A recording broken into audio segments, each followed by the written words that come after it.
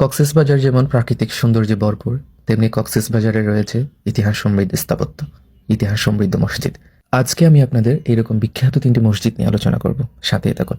প্রথমে যে মসজিদটি দেখতে পাচ্ছেন এটা হচ্ছে আমাদের সবার পরিচিত বদর মোকাম জামে মসজিদ, যেটা আমাদের থানার পাশেই অবস্থিত, অর্থাৎ বাকখালী নদীর তীরে অবস্থিত। ধারণা করা হয় মহান সাধক ও ধর্মপ্রচারক শাহ সুফি হজরত বদর শাহ রহমতুল্লাহ আলাই ইসলামের দাওয়াতি কাজে চট্টগ্রাম থেকে যখন নদীপথে কক্সবাজার কস্তুরঘাট আসেন, তখন তিনি এখানে একটা ২০ একর পাহাড়ি জমি কিনে বসতি করে তোলেন। তো তখন একটা মসজিদের প্রয়োজন পড়ে, তো তার নাম অনুসারেই এই বদরমুকা মসজিদটা তৈরি করা হয়। এটার আরও অনেক কাহিনী রয়েছে, শর্টকাট আমি বলে দিলাম আপনাদের। এরপরের মসজিদটা একটু স্পেশাল, কারণ সেটা হচ্ছে আমাদের কক্সবাজারের কেন্দ্রীয় জামে মসজিদ। আমরা অনেকেই বদরমুকামকে কেন্দ্রীয় জামে মসজিদ হিসেবে ভুল করে থাকি, কিন্তু না। কোট বিল্ডিং এলাকায় যে মসজিদটা রয়েছে সেটাই হচ্ছে আমাদের কক্সবাজারের কেন্দ্রীয় জামে মসজিদ। এটা ভেঙে এখন নতুনভাবে করা হয়েছে, এই মডেল মসজিদ যেগুলো করা হয়েছে বাংলাদেশে, সেটা এখন কক্সবাজারেও হচ্ছে, সেটা কেন্দ্রীয় জামে মসজিদ। তো এখানে হচ্ছে কক্সবাজার ইসলামের সাংস্কৃতিক কেন্দ্র অবস্থিত।